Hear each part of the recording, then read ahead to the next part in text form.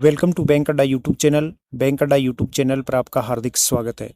आज हम एक बहुत इंपॉर्टेंट टॉपिक के ऊपर डिस्कशन करेंगे, एचआरए अलाउंस की पूरी जानकारी।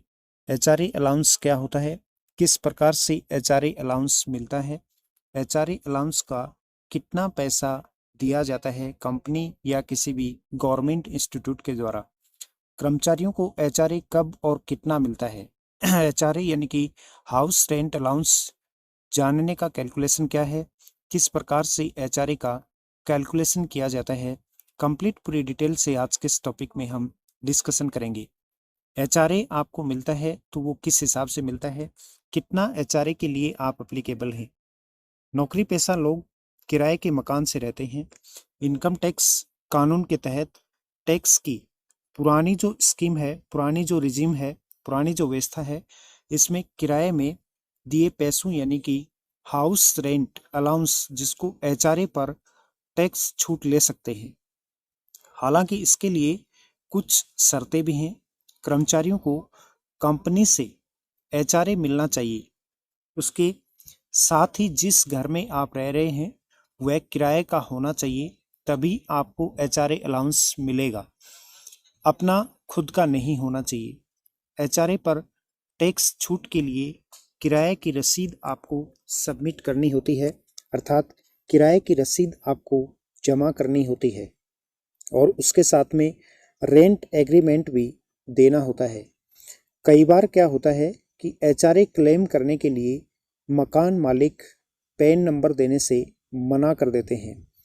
पैन नंबर नहीं मिलने पर भी आप एचआरए क्लेम कर सकते हैं। उसके लिए आप प्रोसेस डाल सकते हैं। यदि आपके पास पैन नंबर नहीं है मकान मालिक का, उस केस में आप किस प्रकार से एचआरए के लिए क्लेम करेंगे। छूट का कैलकुलेशन किस पर निर्भर करता है, कितना आपको एचआरए पर छूट मिलेगी, इसका क्या कैलकुलेशन होता है। एचआरए के रूप में मिली हुई वास्तविक रकम कितनी है, उसके साथ में मेट्रो शहरों में बेसिक सैलरी प्लस डीए का 50% और नॉन मेट्रो शहरों में बेसिक सैलरी प्लस डीए का 40% तक आपको एचआरए मिलता है। किराए की वास्तविक रकम से बेसिक सैलरी प्लस डीए का 10% घटाने के बाद जो राशि बचती है वो आपको एचआरए के रूप में मिलती है। इन तीनों में से जो भी रकम कम होगी उस पर टैक्स में छूट भी मिलेगी, टैक्स रिबेट मिलेगी। क्या नियम है एचआरए के। एचआरए से टैक्स बचाने में मदद मिलती है।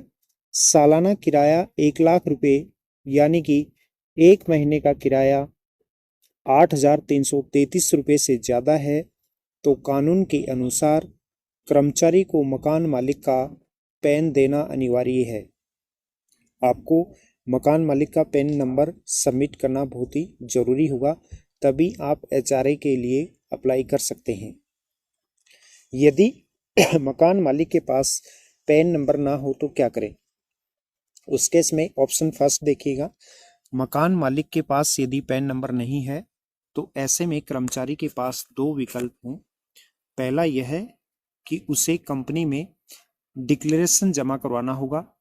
यह डिक्लेरेशन मकान मालिक की ओर से किया जाएगा। इसमें मकान मालिक का नाम, उम्र समेत अन्य डिटेल देनी होगी। सेकंड ऑप्शन ये है कि इस बात के भी आसार हैं कि कंपनी डिक्लेरेशन को ना माने। ऐसे में इनकम टैक्स रिटर्न फाइल करते समय कर्मचारी एचआरए क्लेम कर सकते हैं।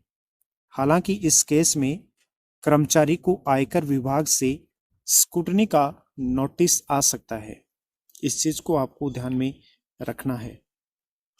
मकान मालिक यदि पैन नंबर देने से मना कर दे तो फिर आप एचआरए के लिए कैसे अप्लाई करेंगे।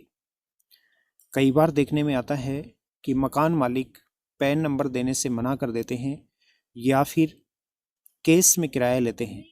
ऐसे में रजिस्टर्ड रेंट एग्रीमेंट और किराए की रसीद आपकी हेल्प करती है। रेंट एग्रीमेंट के रजिस्ट्रेशन के लिए मकान मालिक और किराएदार का नाम, पता, एग्रीमेंट की अवधि, किराए की रकम, पैन कार्ड समेत आईडी प्रूफ की जरूरत पड़ती है। एचआरए क्लेम में रेंट एग्रीमेंट का इस्तेमाल करते ही आयकर विभाग के पास मकान मालिक के पैन की जानकारी पहुंच जाएगी और ऐसे कर्मचारी को रेंट का पेमेंट कैश के बजाय चेक, नेट बैंकिंग या यूपीआई से करना चाहिए।